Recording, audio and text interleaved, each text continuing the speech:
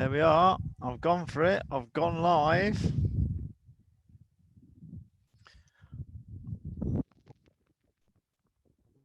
Gone for it. I've gone live. Let's get the old YouTube page up on here.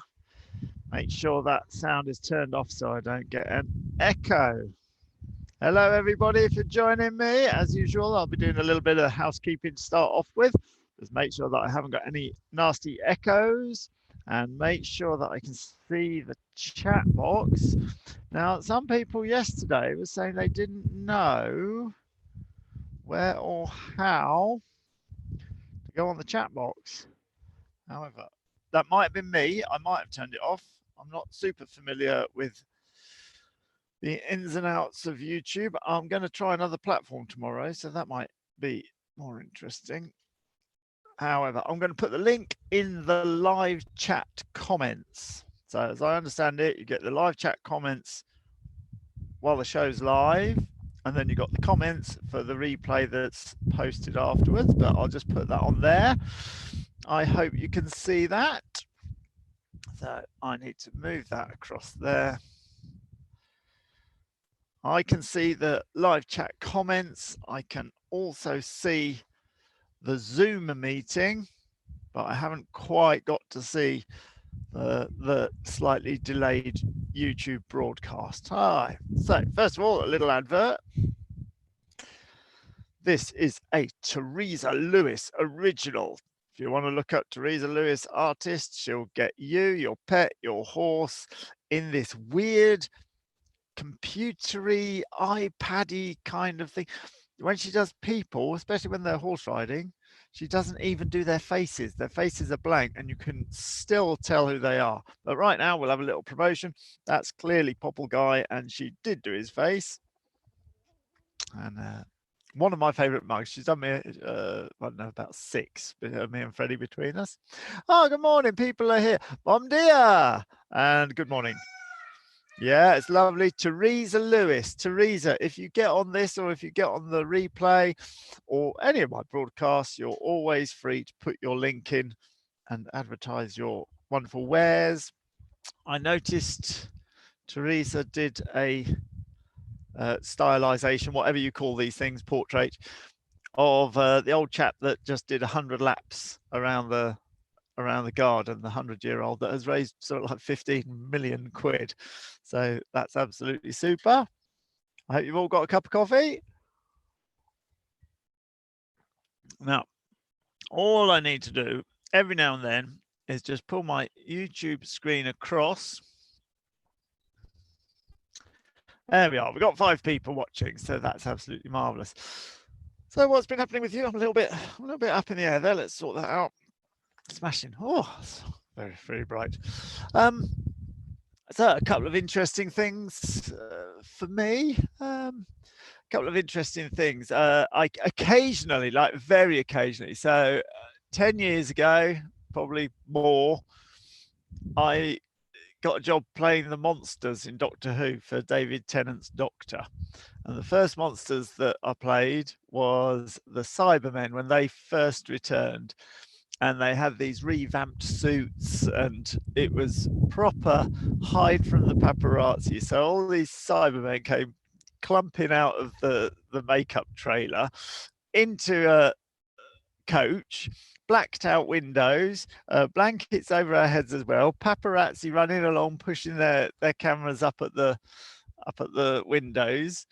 It was proper. And when you got out of the bus, as if it wasn't hard enough being in a Cyberman costume, you had to have your blankets over your head to go from there into set. It was proper crazy. And from then, I went on to play the other monsters of David Tennant's era. If anyone follows Doctor Who, played the Ood and the Golden Host and the Scarecrows and everywhere there was an army, basically. And every now and then, somebody sends me a photo of one of my characters and asks me to sign it. A Hui sends me a photo, and that happened this week. So that was kind of nice. That hasn't happened for about 2 years, and yeah, so that was really nice. Got a little photo of Doreen, the moped seller, from the Rings of Akatahom or something particular episode, and I got to sign those and send those back. So that made me really pleased.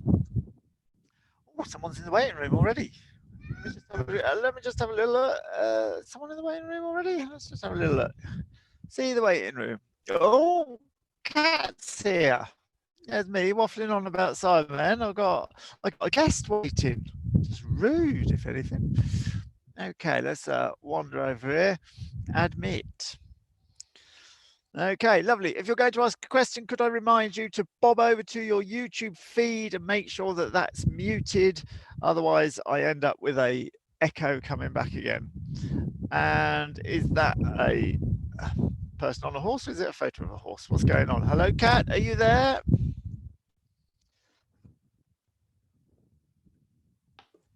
Cat, Earth to Cat.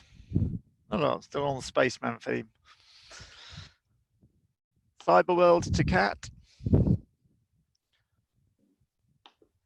who seems to be on a beach, and I'm going to hazard a guess that that's in Cornwall. Hello, hello, Cat. Can you hear me? If you move your cursor around the screen, some little symbols will pop up, and then you'll see on the bottom left, there's a microphone, sort of like a little old-fashioned microphone type symbol. And if you go over to that, it should be white and green, not red with a line through it.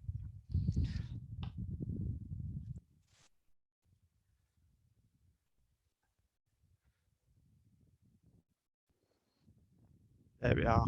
Well, while we wait for Kat to sort it out, if she's going to. Yeah, so that was something interesting that happened this week. A little blast from the past, made me feel all nostalgic. And then another interesting thing, in November, I believe it's November, at Bury Farm, which is near us, there's going to be every year it's a Pirelli Natural Horsemanship Expo, which is getting more and more popular. And I've been asked to go and do a little talk. So I'll have my area off to the side and I'll be doing my talks and demonstrations there. But then I've also got 15 minutes in the main arena as well. And that gets me thinking. It's like, my talk is usually 3 hours long. Even when I've got the cut down version on a rider confidence course and I'm just down to the bare essentials, it's still an hour and 20 minutes long. So I'm not totally sure how I'm going to fill up 15 minutes. So I was having to think about this the other day, and I thought the thing that I'd do is I'd go in and I'd say, who here suffers from other people's opinions? That's what I'm going to say.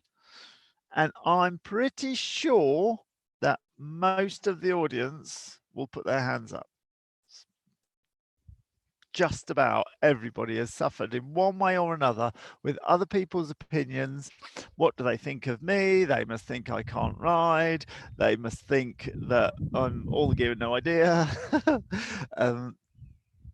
They've got something nasty to say. They've got something not helpful to say. Any amount of things will affect, and not only is it other people's opinions, but it's other people's opinions that affect your confidence. So that's quite a subject. I think I'll do well there. I think I'll get a lot of empathy, not empathy, that's not the right word. When you hit a subject that hits a nerve or other people can gel with. And shut up. When it comes to confidence, I think one of the main things is that other people's opinions, and I've said this before, don't hear the cheers and don't hear the boos. Other people's opinions, nobody knows why you've got a horse. Nobody knows why you've got a horse. Nobody knows what you dream of. Nobody knows what you want to do. Nobody understands why you're doing it, no matter how much you say. So in that case, how are they to say, oh, you're doing well there or you're not doing well there? Well, it's nice when they say you're doing well there, but if you allow yourself to be influenced by that, if you allow yourself to be overly pleased with not the fact that you're doing well, that you're doing well is absolutely marvelous. If you allow yourself to be overly pleased that you've placed that ability on someone else's opinion of you, well, if you're pleased, that's already set you up that when someone criticizes, you're going to take it personally. So the thing about taking confidence from somebody else is if you allow their opinion to sway you either way, then your status goes up and down. And it's quite understandable. If Charlotte Desjardins was to turn around and say, "Oh, you're ever so good," my status is going to go up in my head. But that's the point. It's only in my head. It's not going to go up really because I'm still doing the same things that I've done before. If, however, I stop holding Charlotte Dujardin up as somebody who has an influence over my confidence, I can hold her up for all the accomplishments that she's had, and I can hold her up for all the achievements she's got and the medals she's won. I can hold her as an inspiration. But she's a person. She's a person. I'm just a person full of the normal faults and foibles and everything else that everybody else has got. So once you realize that everybody's just a person and they've all got different experiences, but that doesn't mean they've got a more potent ability to comment on your life. Once you realize that, then that brings you up to their level. Because you know what? I'm just a person with faults and foibles as well. So, as us, all us people who are just human with our faults and foibles, it's really irrelevant the talking and interaction that goes on between us in terms of status going up and down. What isn't affected is the relationship with you and your horse and the lesson that you're doing today and the progress that you're making and the lesson plan that you've got for the goal that you want to do. That's all down to you and your horse. Nothing to do with your status relative to Charlotte Desjardins or your status relative to Larry down the stables. We're all just people and we've all got the ability to progress with our horses at the pace that we want, and it's nothing to do with anybody else. So somewhere along those lines, I believe my talk's going to be. Okay, lovely. Oh, we've got Vivian here. Hello, lovely. Earth to Vivian, are you coming in? Let me just take Cat out, who's obviously left. Oh, let me have a quick look at the comments while Vivian joins the chat. Hi, Vivian. How are you? Hi, Carl. I'm good, thanks. Lovely. Let me just ask anybody on YouTube who is putting in comments. I can see that some people are in there, so I'll just re-put the link to have a question. Was it difficult joining the chat, Vivian? Oh, hang on. I've lost you again. Can you hear me? I can. Yeah, I can't see you. I don't know where. Oh, there you are. Yes. Yeah, I do have a bit of a question. And it's a bit left field. It wasn't what I thought I was going to talk to you about. Separation anxiety with horses. Yes. I've got a big issue that's come up with my horse and my friend's horse. We've just turned them out into summer fields, and we can't get one away from the other without both of them or one of them going spare. Yes. Help. That's an issue. That's a real issue. I've suffered with that, and I'm afraid I'm going to have to give the answer to that. I've never found the answer. There's different ways of trying to improve the situation and putting out some sort of surveillance to find out how long they keep it up for, because sometimes they calm down.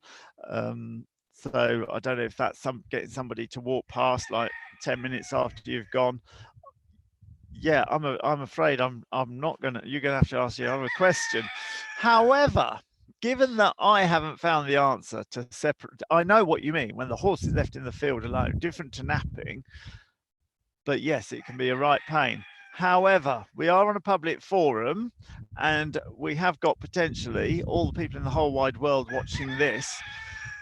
So rather than try and make up that I know what I'm talking about when I don't, has anybody, can we put that out? If anybody in the comments on replay, it doesn't matter if this ends up being a few days old, anybody who's got a response to Vivian, please go into the comments, go response to Vivian or reference separation anxiety.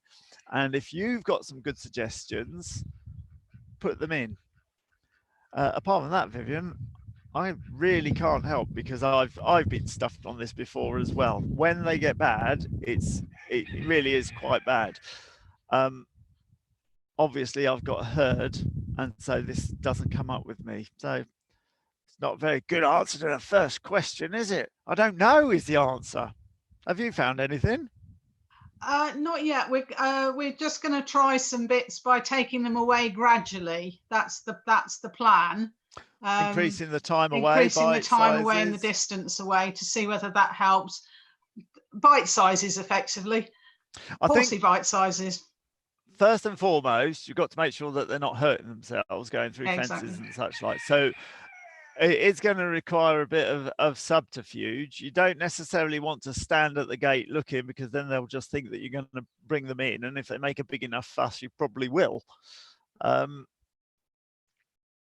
Yeah, so you've got to be a bit subterfuge about it. Get your James Bond hat on. Leave a camera up there. Leave a phone running or something, or some to be able to watch at a distance. And let me know how you get on, because this isn't just you. Lots of people are putting their horses out now, I imagine, and having the same problem. But I haven't ever overcome this. It only happened to me twice. Once was with a livery, and basically she just gave up within a few minutes every day and brought them in together and would help her bring them in. For my case, the only case I have had was a mare getting overly obsessed about a gelding, and she just probably ruined all the field politics. I absolutely ruined it. And as it happens, she wasn't that good a horse for what we did anyway. So we kept her and juggled it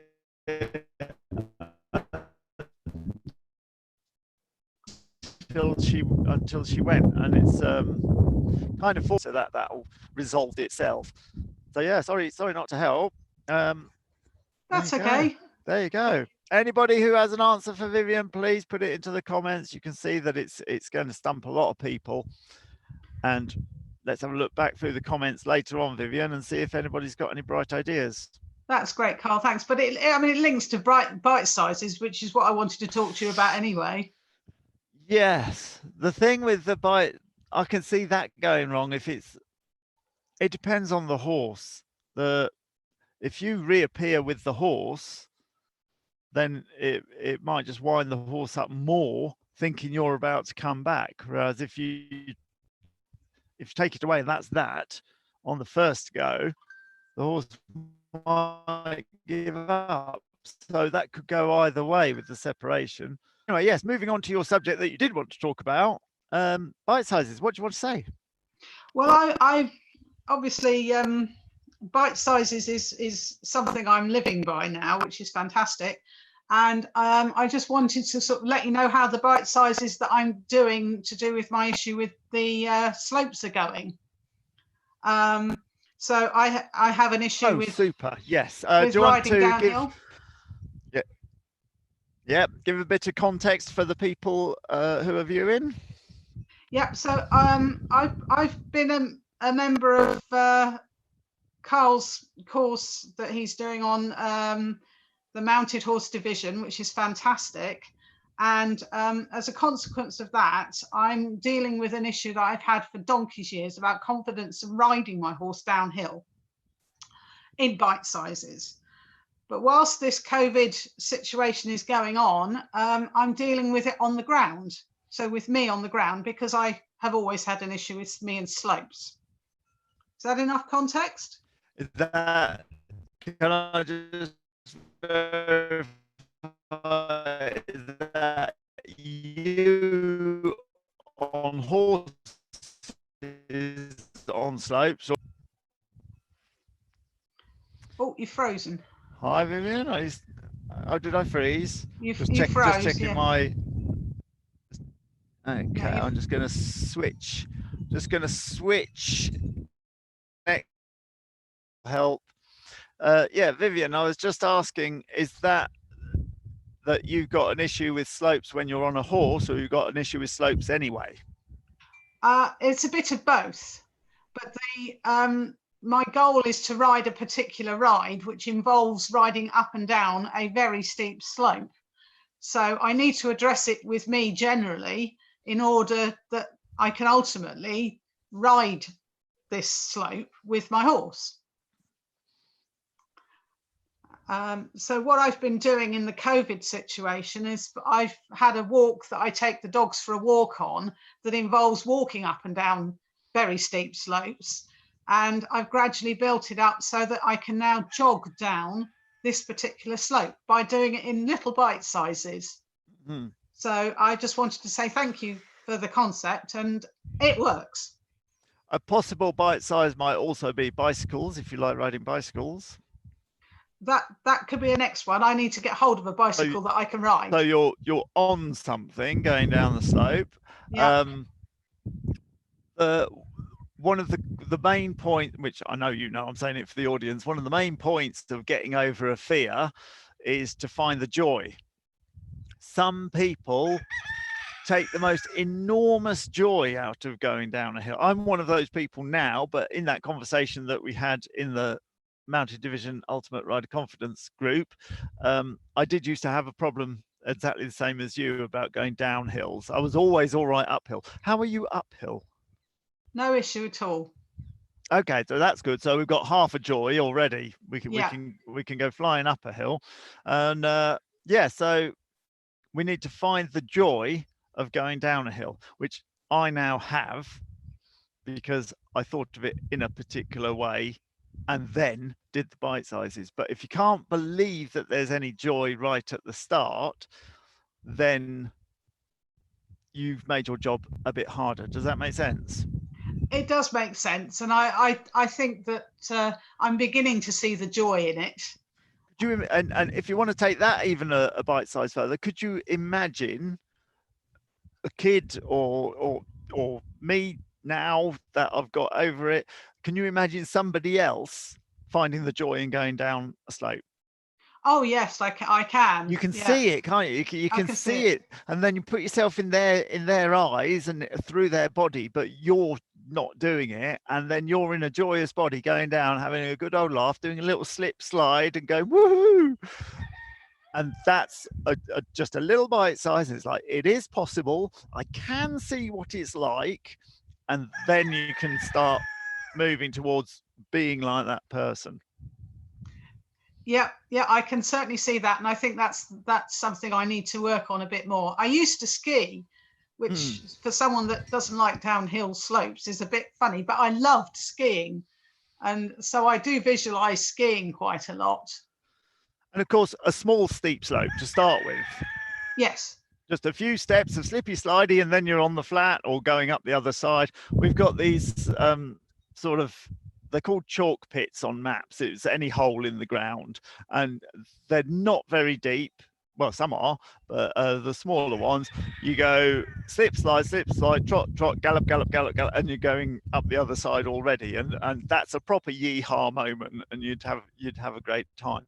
So small slopes, and then longer, shallower slopes, and watching out for that feeling of joy. And when you get it, just chasing it, and that's the way to get over it.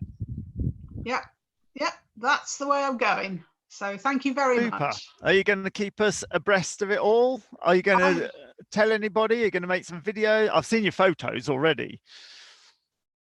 Yeah, I will when I get to the point that I can take a picture doing something like that. I will certainly update everybody. I'll keep everyone updated. I have found often the pressure of having somebody video a bite size makes you encompass that bite size, because you well, I start playing to the camera. I can't help it. So if you've got that kind of personality, use it. Use every little tool. If you want to just make a little joke and go sliding down the small slope and make that video to try and help somebody else, if you've got a personality that likes to care about people and it's like, I could help people here, use that to build up those emotions. Any kind of if you want to go, oh yeah, if you're an actor, if you're like, oh, I'd like to do a bit of riding in films, then maybe you could use that for a little bit of motivation to get over it. That any silly thing that you can find, any little imaginary thing, use it. I will do, Carl, and you've set my mind thinking. My brain's going, oh, but you can do this and you could do that. So it's in the short term and the long term. So thank you, Carl. Pleasure. Thank you for coming on, and a great little story about bite sizes. Super. Thanks, Vivian. Thank you. Bye. Bye-bye. Great. How helpful was that? Okay. Nani or Nanny? Maybe it's Nanny. Maybe. Nanny? Oh, it was quite sunny when I started. Oh, there you go.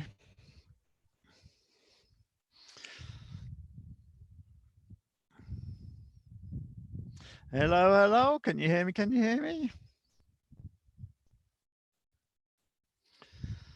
Are you there? If you move your cursor around the screen, the little symbols should pop up, and then if you'll see the little microphone symbol bottom left, and you can click on that, and that'll let your audio come through and we can hear your question. Are you there?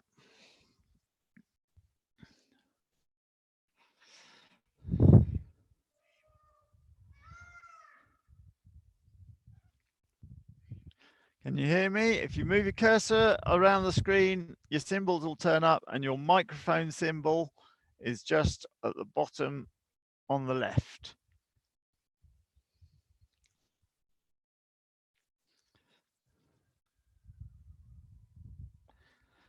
Anybody there?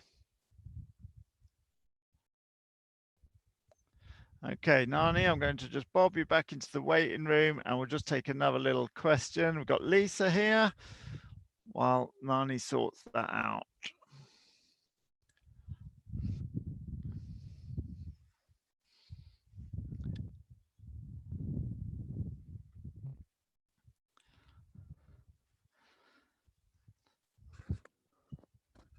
Are we there? Ah, there hello? we go. Hello, it's worked. So it comes up with a little thing going, Lisa is connecting to audio, and little dots bouncing up and down.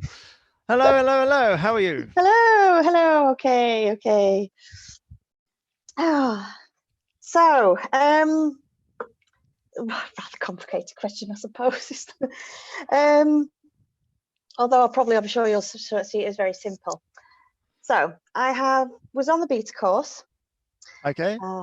And I found it amazing in that it has helped me in ways I never thought it would, in regards to general anxiety with everyday things, work, stresses, family, life.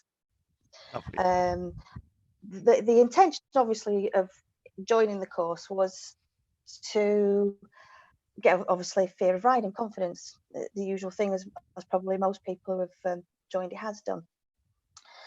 And I felt I hit a stumbling block in that, yes, it's great, it's helped me with anxiety, and then when I start feeling anxious when things come up that I can't control, I think, right, okay, you can do this, just look at it in a different way. If it's something I can't control, kind of go with the flow, change my perspective of the problem, which has been absolutely fabulous. But the problem I'm having is in regards to the confidence in riding. is still that issue is still there. So to give you the background behind, probably explain it so you'll understand maybe a bit more why the issue is still there. I had a youngster, or I still have I say youngster, he's just turning 10. And because of circumstances which can't be controlled, I didn't spend as much time as I would like to in regards to training, bite sizes, etc. And I used to ride him, really unfair I suppose on him, ride him when I got the chance, which wasn't really that regular. So upshot of this is we went out one Sunday and said, come on, let's just go out for a quick ride around the block, which I'd done before. And generally he's always been really, really good. To say that he lacks experience and also my confidence issues, he's been absolutely fantastic in that regard. This particular Sunday, I ended up in hospital. And it's had a long-term effect on me. Not only is it just the fact that I've fallen off him before, I've just got straight back on, no problem. Yeah. This time, obviously, ended up in hospital, broken wrist. And it wasn't his fault. It was just one of them things that happened. But however, it's left me with, because it's changed my life, I can't go back to my old job. So it's had I'm been looking for different work. I'm having temporary jobs. So it's had a life-changing effect on me. So I still have him, and his on the ground is absolutely fabulous. Really, really good. He'll stand for ages. He could be a bit bargy, but you tell him he's right. Yeah, okay, you put me in a place. The thought of getting on him still is absolutely terrifying. And what's the thought of getting on a different horse? The thought of getting on a different horse is not quite as terrifying, but still terrifying. And what's the thought of getting on an even different horse? You see where I'm going here. I do. Yeah. Our bite sizes. Yeah. The plan was, until lockdown, was that I was going to, because of the lockdown, I need another operation. God knows when that's going to happen now. And I've got some pins and plates in the left wrist, and I'm told I must not knock it. Mm-hmm. Otherwise it's going to be job over for the wrist. So I have to be very cautious, obviously. So the thought was I was basically going to go to the RDA and get some lessons on a steady neddy and learn to ride one-handed. Yeah. Which is a great plan, but obviously that's not going to be happening. Are you therefore in your mind sitting on the horse with this potential egg fragile wrist that you're going to be carrying around? Is your image there, like, I'm going to be there one hand with my good hand, but are you conscious of this glass wrist that is going to be there? Because, I guess I am, yeah. Because it isn't healed fully yet. Yeah, it's going to take a long time. I mean, it's been September that it happened, and it's anybody's guess as to when the second operation is going to be. So, and obviously there's a healing process after that. So I'm looking for quite a long time. After the healing is going to be the strengthening and coming back. So it's probably going to be 3 years before you're completely back with the full strength, and your range of motion will be your range of motion. But yes. I'd have thought in 3 years you'd be back. Yeah. Like fully back. Like you can fall off a horse and land on it again and not necessarily think it's made of glass, and you'd be all right. Yeah. That sort of, the job is finished. In my experience, injuries have taken about 3 years to be finished. Mm-hmm. As in physically, or as in physically back to strength. You've got whatever. I've got a my shoulder. I did my shoulder in on a mountain board, and it was physio and knocking around and this and that, and then operation, and then it wasn't getting better, and so on and so on, and then the healing process, and then it just gradually got better. Now it's not got its full range of motion. I can't do all the things that I used to be able to do, but it's back. Other injuries that I've had. I had a knee that decided it was going to give way on a building site when I was younger. That took about 3 years. Yeah, I'd say Okay. to be full strength, like it'll be usable Yeah. in 6 months. Yeah. I mean, obviously, it's improved since I did it, Yeah, of course. Of course. But I do have a limit as to instructions from the surgeon. Yes. Do not do anything stupid to it, because Yes. And I'd have to have the wrist yes. fused. Yeah. Yes. And I can see that if I was given that advice and going, I'm going to get back on a horse and just ride with one hand, in my mind, there'd be this extra passenger, which is the glass wrist. I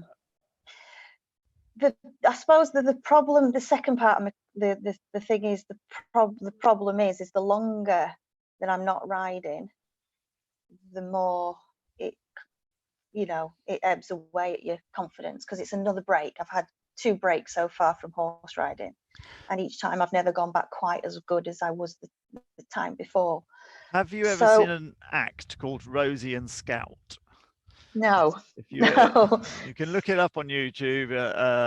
They were at Spirit of the Horse, and Scout comes in, and it's the naughty horse routine where it lays down in a bed and she puts the blanket over it, and it takes the blanket off, and she puts the blanket over, and I have seen it. And it won't get up, and she has to wind its tail up, and all those sort of things. It's a regular routine that I've seen in various forms in shows around the world. If you were Rosie and Scout, your confidence in that horse would be through the roof. And she wasn't even on it. She was all over it, all around. The horse was responding to her and this and that, and I think she got on it to ride out, and that was about it. So a break from riding doesn't have to be a break from getting your confidence up with horses, working with them. You could do the most fantastic obstacle courses with long reining. Some people never get on their horses. People ploughing with teams of shiers or drivers. I was introduced to horses through pulling trees out of the woods. We weren't on them, but my confidence with horses was through the roof. It had its dangers, so I had to have that kind of, like, you don't want the horse running over you when you're driving it, so you've got to be sensible. It's not that because you're not on the horse, therefore all risk perception, risk management goes away. There's plenty of risk management, which is the bit that keeps up your confidence. Okay. But I'd say that I think that you're putting a lot of pressure on yourself to get back on a horse. I would think that if I'm wandering around with a glass wrist, that'd affect me. I'd be like, I must not fall onto this wrist, is what I'd think. And I personally, I'd definitely put a stock saddle on the horse because I must not fall off. And then I'd be happy with my amount of experience, because I've had a lot of experience, and I know that I'm not going to fall off with no one.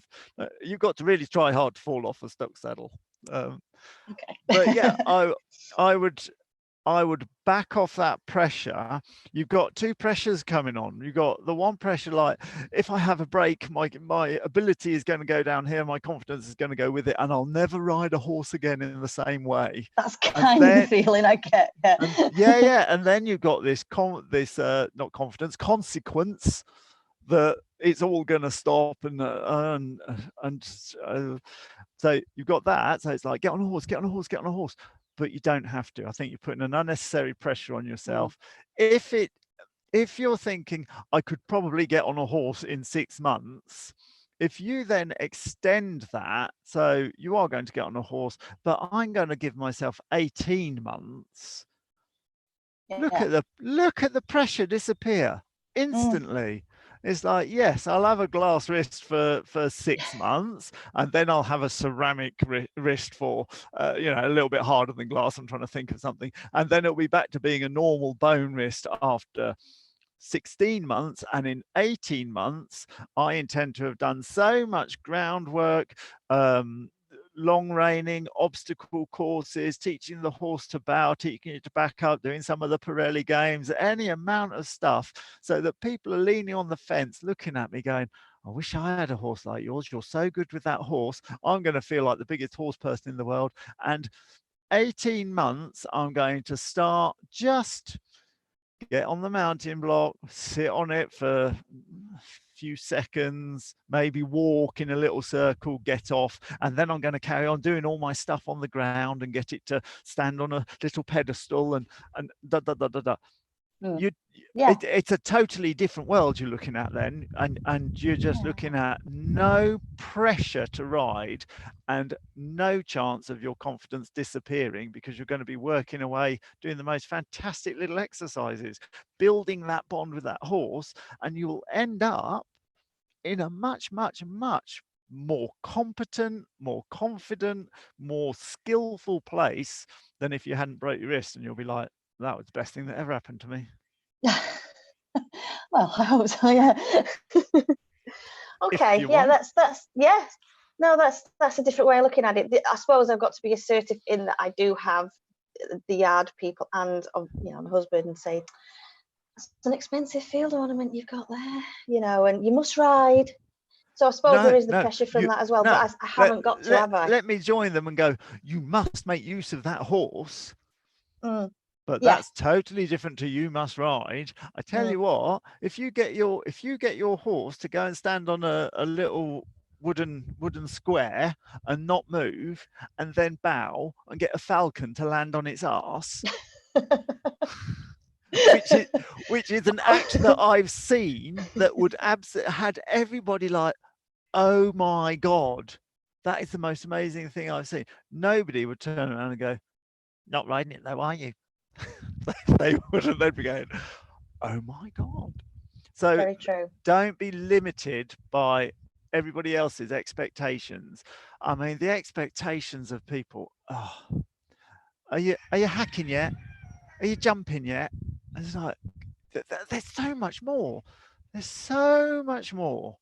So the first thing to do, your first bite size, is to get onto Google and just research stuff you can do with driving horses, stuff you can do with draft horses, stuff you can do with show horses, stuff you can do with retired horses, and build yourself a massive picture which will make you so much the horse person that actually riding the thing, you'll be so confident in knowing how that horse thinks, you won't even think it's an issue.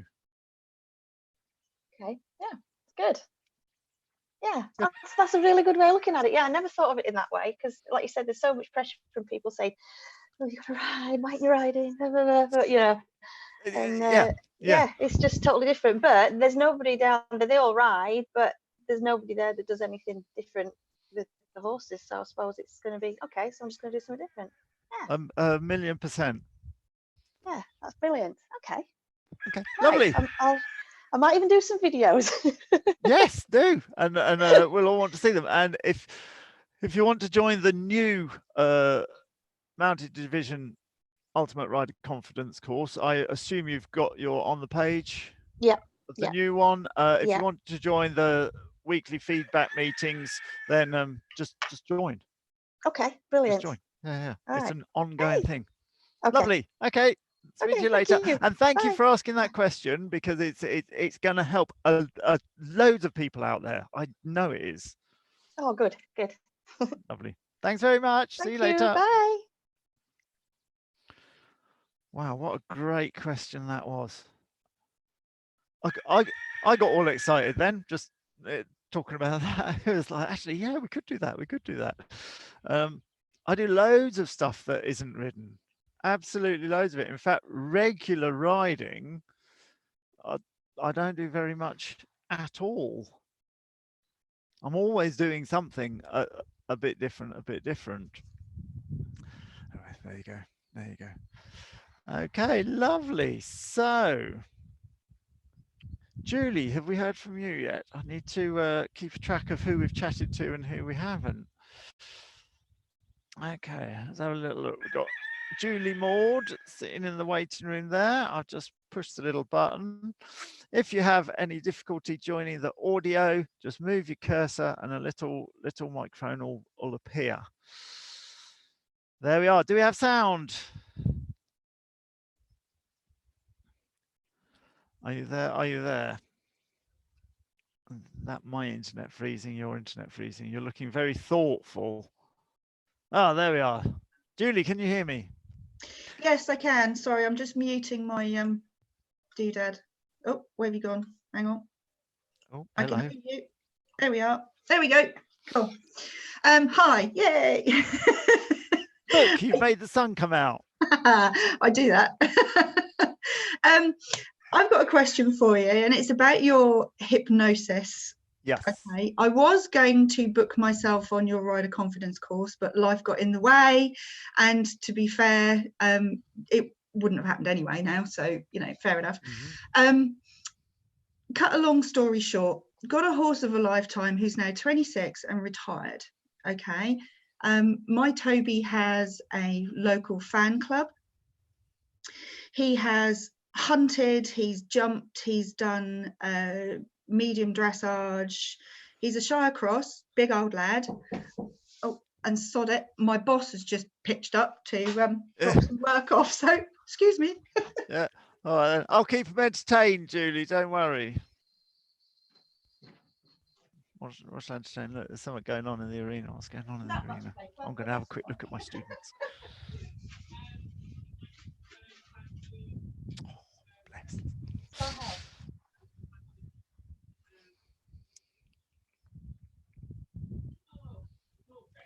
I might as well say. I'll do a little advert while we're waiting for Julie to come back. So be prepared for the May Day surprise. The clue yesterday was Cardinal Rishu won't like it. There's a May Day surprise coming, which is a special thing that I've arranged because of the whole lockdown situation and ways that I've wondered how I can best help people during this early summer. So I've arranged this May Day surprise. I've been doing the admin behind it for the last 3 or 4 days. I've got a final video to make today, so watch out for that. It'll be, if you're on my emailing list, it will be in your inboxes. And the clue yesterday was Cardinal Rishu wouldn't like it, and the clue today is it's better than bogging off. Julie, you're back. How is your boss? Yeah, he is. What can I say? Lovely. So Indeed. we've got Toby with a fan club. Toby who's with a fan retired. club. Yes, he's now retired. Okay, now he's not been ridden for like 2 years, and I would happily hop on him. I've had him since he was 6, so I've had him 20 years. We communicate without talking to each other. Do you know what I mean? We just have that kind of bond that you only get very, very occasionally. So anyway, Toby's retired, so I go out and I try and find a replacement horse. So I find a mare, an Irish draft, who ticks all the boxes, and you know, within budget, came attack, perfect, got her home. First time I got on her, for no reason whatsoever, she just exploded and put me in hospital with spinal shock for 2 weeks. Mm-hmm. Changed my life. Okay, so there were when you fall off as a grown-up, you rationalize. Well, I was stupid because, you know, I pushed him. Didn't do your bite sizes. Got the stride wrong, my stupid fault or whatever, or they slip off. Well, yeah, you know, I shouldn't have been cantering around that corner because it was slippy. And, you know, the fact that he landed on me and bust my hip is, you know, it's just kind of, it doesn't matter. As long as you can rationalize it and there's a reason, you can mentally work your way around it, can't you? Yeah.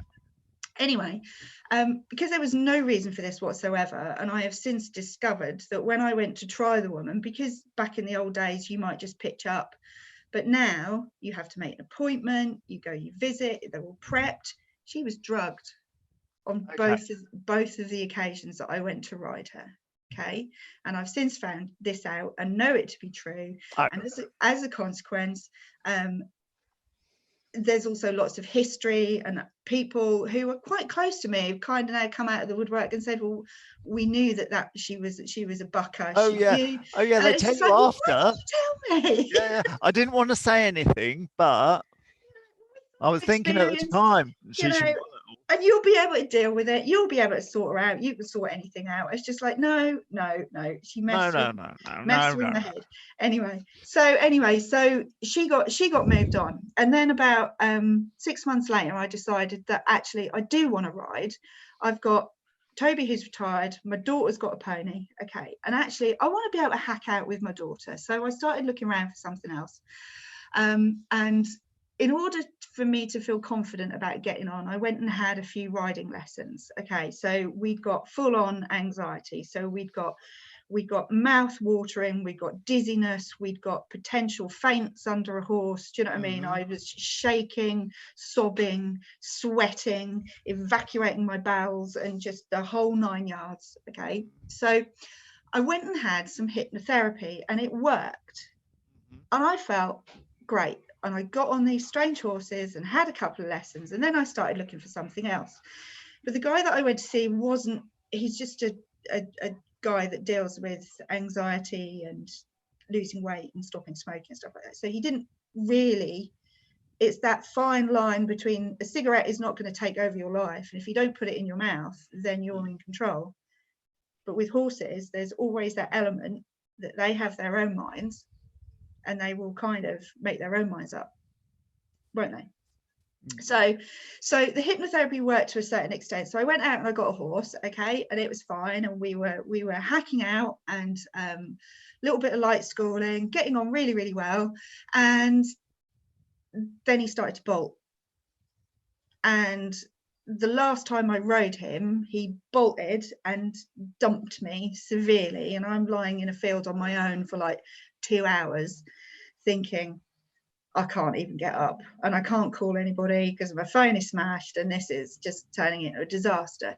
So I'm now looking at your hypnotherapy course, and I noticed there's 1 or 2 questions and that other people have brought up. Now, as a horseman, are you concentrating on the horse side of the hypnotherapy and working through that? I know how the hypnotherapy works. You know, I'm quite suggestible like that, very easy to do that for me. Yeah. But obviously I didn't feel that the first time that I had it, it was very specific with regard to the very specific fears that you get about being on an animal that has a mind of its own. What exactly is your question? Your hypnotherapy course, you're concentrating on as a rider, the downloadable one that you have. That's yes. as a rider, isn't it? I'll just I wonder which course you're referring to. So I've got the Mounted Division Ultimate Rider Confidence course, which is a month long. No, sorry, 3 months long, week by week. That's not the course that you're talking about. No, you have a link where you can download a hypnotherapy that's just session. a hypnotherapy session. So we've got 2 hypnotherapy sessions that you can download. One is going on a virtual ride on the horse, and it's replacing it's painting a picture of what we do want horse riding to be. So riding the horse, you're having a lovely time, you're not feeling anxious, you're feeling happy with everything that's going on, you're just thoroughly enjoying it. We need to have this picture in our heads. In the last call I was saying about riding downhill, it's find the joy.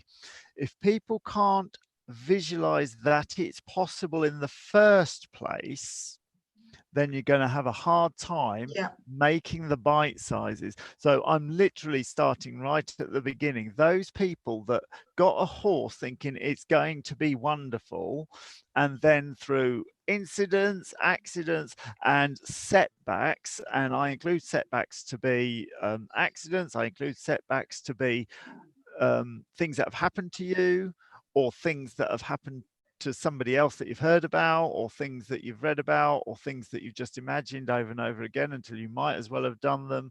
Setbacks also include winter and the times, and now 6 weeks has gone by and I haven't been on it, and your confidence is falling.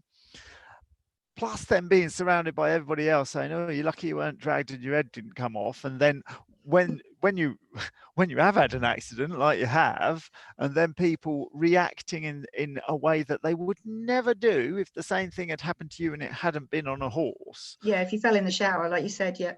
Yeah, if you fell in the shower. There was a chap walking through Wales and a sheep fell on his head and knocked him clean out, and he was there for a couple of hours. I mean, it's nobody would start saying, you know, do you think you're should too give old? up showers? Yeah, give up showers. Do you think you should give up walking in the hills or whatever? People can so lose it. When we start the Rider Confidence course, the first thing that we say, I've got a big whiteboard, and we go in and we go, horses are fun.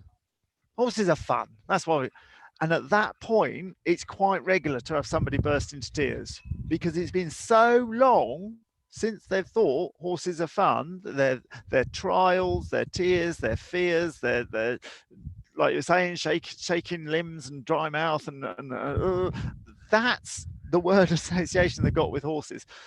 We need to start. You're never going to move out of that if you can't imagine in the first place, actually, this is joy. And for the amount of times everybody said, oh, you don't bounce like you used to, you don't mend like you used to, don't you think it's time you gave up? What about this woman in 1973 whose head came off? Every time you've heard somebody say something negative, you need to replace that at least once with a positive. So that's what that's about. It's just the positives of horse riding over and over again to replace these negatives that everybody said. Because unless you get a nice picture of having a nice time, you can't even begin to make the bite-sized steps of getting from where you are now, which is having had a couple of accidents and a couple of unfortunate experiences that are obviously going to hold you back. But you can easily get out of those and go to where you want to. But if where you want to is a set of gallows, you're not going to start making the steps towards them. So that's the first one. And the second one is a bit further on than that, as in the goals, the reasons why you wanted to ride horses in the first place, the amount of things that you can do on horses that you would love to do, that again has been lost through a series of incidents, accidents, but mostly people around you saying, oh, you're lucky you didn't get dragged. So the second set is all about when you first got on a horse and you were like, oh, I'm going to ride badminton, I'm going to go around, I'm going to go work with the stockmen in Australia, all the things you were going to do, that has got lost. Yeah. But if you've got a goal, if you've got something you really, really, really want to do, and you may have to remember all the way back to the 1986 calendar of Frisian horses on the beach to remember why you originally decided to get on horses. Once you've got a goal, I've got a saying that if the why is big, then the how is easy. If you desperately, desperately, desperately want to do a sponsored ride from John O'Groats to Land's End to raise money for the orphan children in Romania, that will get you out in winter. It will get you practicing your bite sizes. It will get you over this little mishap and get you to where you're going, because you desperately want to do that. When I do want to do it. Really, really want to do a particular thing. This is my goal. You find a way. You know what it's like. When you really want to do something, nothing can stop you. Yeah, no, I do want to do it. I do have a horse. He's a hairy cob, and in actual fact, at the moment, he looks like a bloody yeti. It's just ridiculous. You've never seen. He's got cat hairs on him that must be a foot long, you know. And yeah, he's just a furball.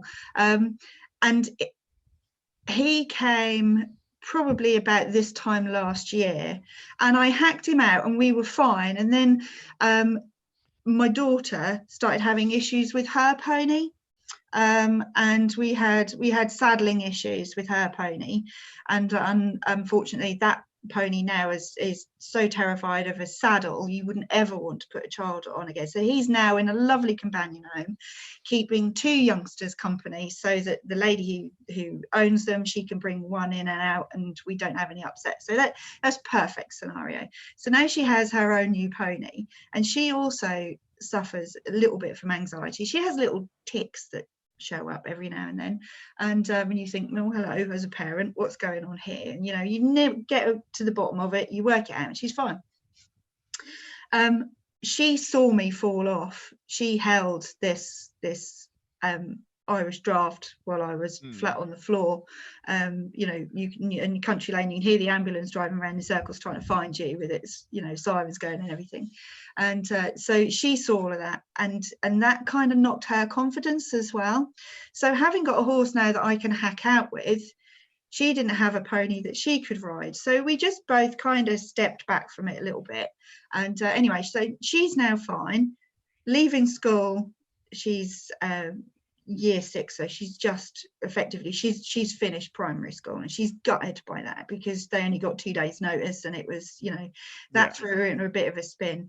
She's now picked up, and she's now really confident, and she wants to go on. So I'm teaching her, and which you teach your own kids, sometimes that's a nightmare, but she's great, and she's popping little cross poles, and I'm thinking, oh, I want to do that. I used to go and jump 3'6" and hedges that couldn't see over, and it's just like, I don't really want to go out and conquer the world anymore, but actually, I just want to have some fun. So I'm ready to make that step, and knowing that the hypnosis worked before, but it wasn't very specific because it wasn't horse related. I'm just wondering whether this is the route for me to go now. And you've answered my question, so I'm going to do that. The other thing is, I take it if we have a wobble, we just play it again. Okay, as many times as you've heard something negative, listen to it that many times. Yep, okay.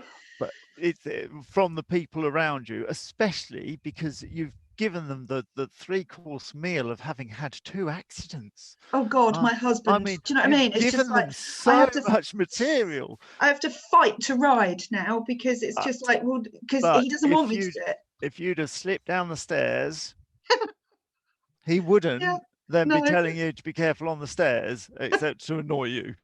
But I did actually fall down the stairs 6 weeks ago, and I ripped my ankle, so he's not banned me from going up and downstairs. Interesting. I bet the reaction has been different. I can roll my ankles. I can roll my ankles on bare feet, and when the bone hits the floor and it pops back up again, you just go, "Oh, that's not nice." But the reaction from your husband has been different about the stairs. God, yeah. No, absolutely. And when I go up the farm, we have a sole use yard, so we're very, very lucky at the moment because life on the farm has just literally carried on. But when we go out, he's just like, have a nice time, be careful, do stay safe, don't take any risks, la la la la la la la. That is the way to destroy someone's confidence, is to say be careful every time they go out. Yeah, I know. You started off quite well then. You said he says have some fun. Yeah. He should shut up then. If you want to destroy someone's confidence, just every time they go out, go, be careful. Yeah, I know. You want to boost their confidence every time they go out, go, have fun. Stay safe. No, not stay safe. Have fun. That's what I want to do. I want to have those fun. Stay safe. Some people, when you go out, I've heard it. They go, don't die. Yeah. But once you surround yourself in this, then any incidents and accidents are just going to go through the roof. And I can understand his concern, because actually, that time I spent in hospital. What about the stairs? No, falling on. Why hasn't he got concern about the stairs? Because, well, I think it's not so much the stairs. You could have it's broken the fact your that neck. After well, I've done that as well, you see, and I just got back on. On the stairs. No, not on the stairs. No, you could have. Think about it. You could have. There was this woman in 1973, and so on and so on, if people choose to. And to be quite honest, you're doing it yourself quite a bit. So as soon as I said you could have broken your neck, you immediately misconstrued what I was saying to be about the horse, even though you knew I was talking about the stairs. No, well, I didn't, because we're overlapping a little bit here, so no, I wasn't sure. But no, it's just like, you know, more people have accidents putting their trousers on. There's more people in A&E today putting their trousers on than there are actually falling off horses. Slippers is the worst one. I know that for a fact. I know that for a fact. But you see, he chips away at us, and it's kind of like, it's all well meant. But, and I understand his concern, because when I was out of action for 2 weeks, after 25 years, this man still doesn't know the sharp end of a pitchfork. So he had to kind of deal with the everyday and the, you know, the 3 horses on the yard and the feeding and the poo picking and everything else. He was useless, and it terrified him.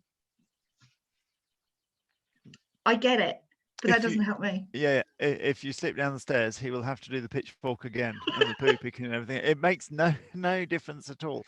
And as for the they have a mind of their own, that's not an excuse for somehow absolving yourself. Well, I can't help it because they have got a mind of their own. So that absolves me of the responsibility of taking control of that situation, because you're not going to take their brains out, are you? No, but that's not you true. occupy their brains. We deal with not minds their own all the time. When you get into a car and the driver goes, put the seatbelt on, you go, oh, shouldn't I? It's a very rare driver that says, oh yeah, I do. I'm a really shit driver. They don't say that, do they? They say, oh yeah, put your seatbelt on. And then what do they say? It's not me, it's those nutters out there. That's what they say, isn't it? When you get into a car, they say, put your seatbelt on. It's not me, I'm a good driver. It's those nutters out there. In other words, I will encompass the fact that there's 4 million cars on the road at any one point, any one of which could be driven by a nutter that's 70 miles an hour, half a ton of steel and explosive liquid, driven by someone with a complete brain of their own. And I've got no control over those people, but I will quite happily assess those risks, perceive those risks, and deal with those risks and go to the shop and back again, because I do all the time. 4 million brains on their own. And then as soon as it's one brain, a horse, which is no more less or more predictable than a human brain, it's like, oh, well, they've got a brain of their own, you see. And so therefore I don't have to take control of the risk perception risk. Yeah. We can, and we do all the time. Yeah, we do. So many different, every time you cross the road, you're aware that there's other brains going about and you have to do it.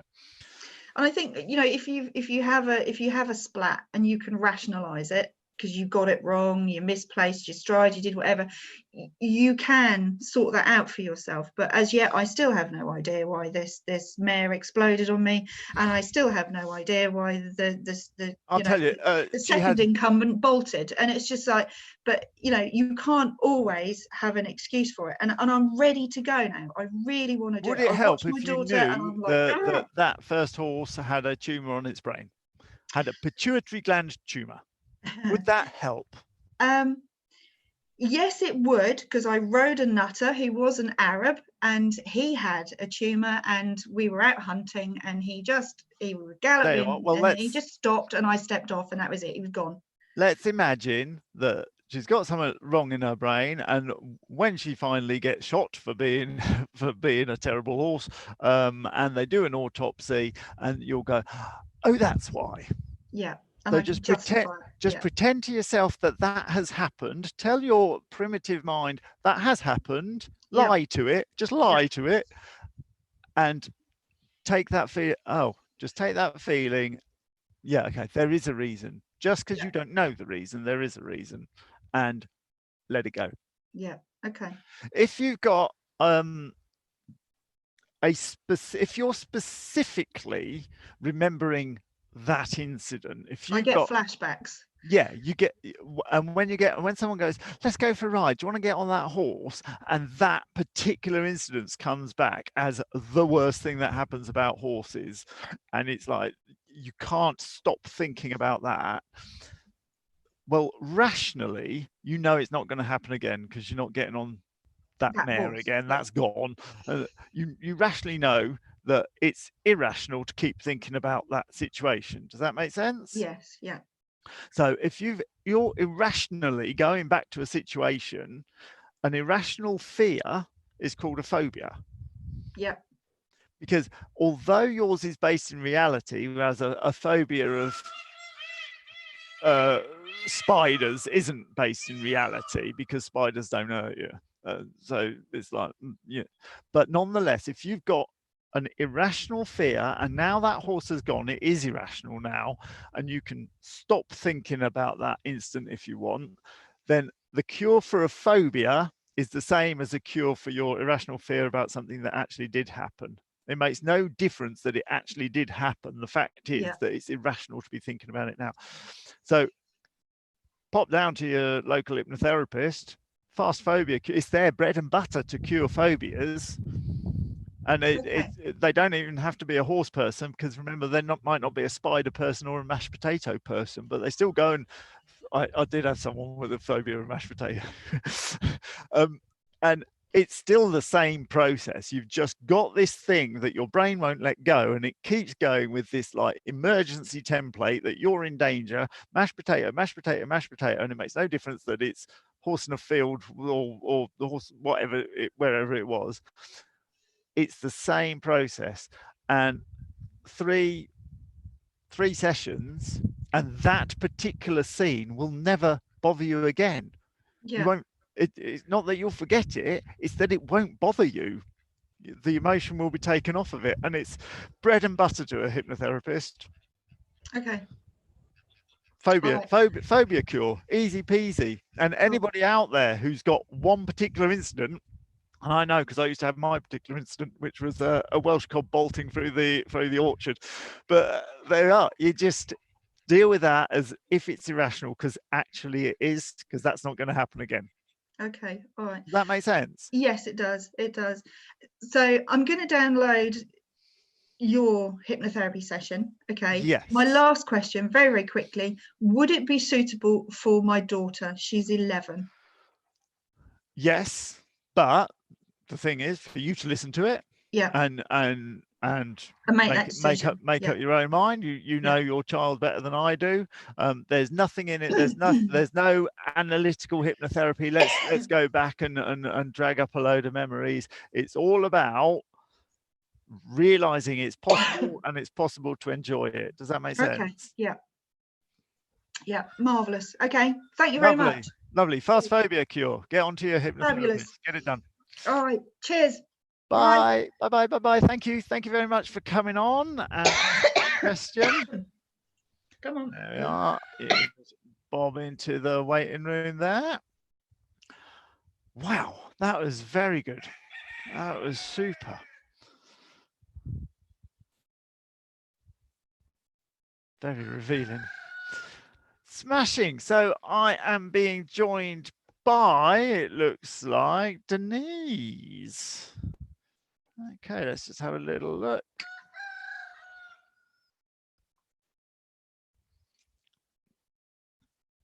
It's very good today. I'm thoroughly enjoying it. While Denise joins us, I will remind you to watch out for the May Day surprise. Cardinal Rishu wouldn't like it. And it's better than bogging off. There's your clues.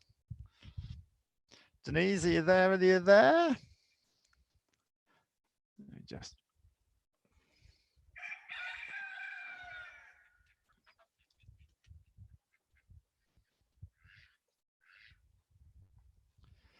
Oh, look at the comments. They're going absolutely wild. Brilliant. Thank you very much for commenting, everybody. All your comments, remember, are going to help somebody else. So that's really good. Denise, are you having problems joining?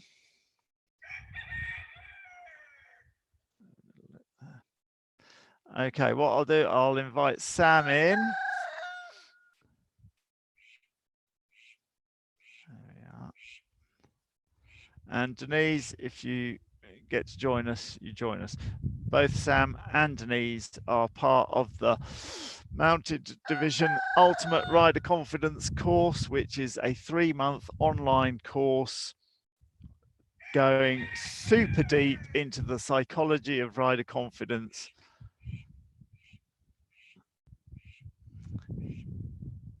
Lovely. Hey! Hello, hello. Right, your sound's not on. Are you on a phone? I think it's on the settings. Was that on? Yeah, that's on. Hello. What, Hi. was that correct? Was it? We're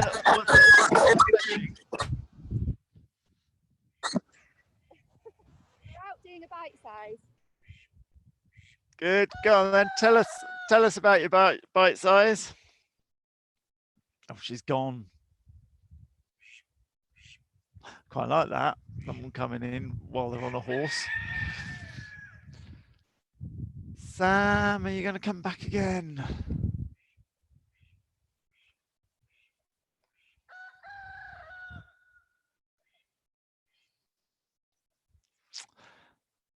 You're such tease. That was so good. Out there on a horse. Sam, are you back? Denise, I'm going to try and admit you again while we wait for Sam.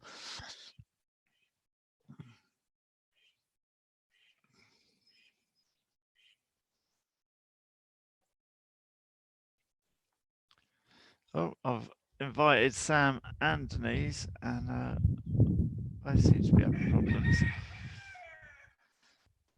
Just having a quick look through the comments again. That's why I'm just looking over to the side here. I've got the YouTube going.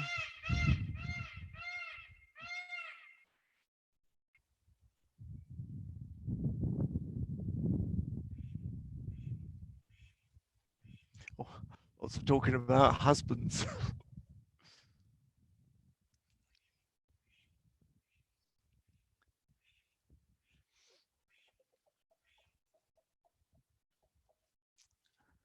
Okay. Oh, look, I haven't got Sam. And okay, let's Denise, I'm going to try and get you in. For some reason, you've come up twice on the waiting room. I don't suppose there's 2 people called Denise in there. Okay, Denise, it looks like we're getting you. Hi there. Hello, how are you? I'm good, thank you. I'm good. I keep it short, Carl. It's just you've had a couple of people on saying about losing their confidence, and it's absolutely brilliant to get and do groundwork with your horse and do stuff with your horse in the meantime. And I've been in the same position myself with falls and breaks and all the rest of it. And one of the best things I think for ourselves, it's good to get that confidence working on the ground with our horse, but I also think for ourselves, we need to work on ourselves physically, mentally, emotionally as well. But if we can just get on a wobble board or do some Pilates, Tai Chi, just do loads of stuff to help your own body get well balanced and fit as well, so that when it comes to getting on riding again, you are in a better place physically to do that. That is a very good point that I did miss. That's absolutely brilliant. And if you know that you've done it, then you're going to feel tooled up and ready for the job. Absolutely, absolutely. So part of my regime when I've had, even when I'm not recovering, is I bought an iJoyride, which is an electronic type thing that you sit on and it goes through the motions of walk, trot, canter. A wobble board is handy. Mm-hmm. Also, I've got a saddle horse that I sit on, so I practice mounting, dismounting off of that. So when it comes to getting back on the horse, I know I can dismount pretty easily and it's not going to upset the horse when I get off, when I get on. There's so much stuff out there, and if I can make a plug for Yes, do. okay, for Elaine Coxon of the Balanced Horse. And she has a fantastic horseless seat program, which is £20, and it's absolutely fantastic. It sets you up to be able to sit in neutral on your horse, and the exercises are so simple but so effective, and it's £20 really well worth spent. Super. Is it possible that you could find a link or some kind of contact to put in the comments, and that way people can get hold of it and maybe find some more information about it? Will do, will do. Yeah, no Super. problem. What a, but super perceptive of you whilst you were out of order for the horse riding, to think I'm going to maintain my core, maintain my balance, maintain my ability to mount and dismount so that I'm tooled up ready to start. Did somebody give you that advice, or did you think of it yourself? Or I thought of it myself, really. I've also got a book. Talking about husbands. There's also a book by Richard Mead, Fit for Riding. That's another useful resource as well. No, it's something I thought of. Okay. Oh, look. super. Super. So that's Fit for Riding by Richard Mead, Elaine Coxon, The Balanced Horse, and if you could find a link to the particular program, was it the horseless? The horseless. Yeah, it's Horseless Workshop, the seat. Yeah. Hi there. Lovely. And if you speak to Elaine, tell her that we're waiting for an interview on this program. Sorry, I've got feedback coming from the computer now. If you speak to Elaine, then tell her that we're going expecting her for an interview on this program. Absolutely, I will do. Lovely. Yeah. Thanks very much. Thank you. Really good point. All right. So speak soon. See Bye. you soon. Bye bye.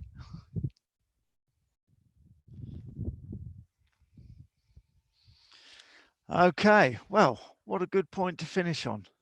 It's been absolutely super. It's been a brilliant program. Share it with everybody. Get it in the let horsey people, horsey groups, the horsey groups that you're in Facebook or whatever, let them all know. Make sure that you've rung the bell, the subscribe button, so that you can subscribe and know when the next program's coming out, which is hopefully going to be at 11 o'clock tomorrow. It's been such a great program, filled with interesting advice, and it's just been marvelous. Thank you very much for everybody who contributed, and I'll see you tomorrow. Thanks for listening. No, that was really brilliant.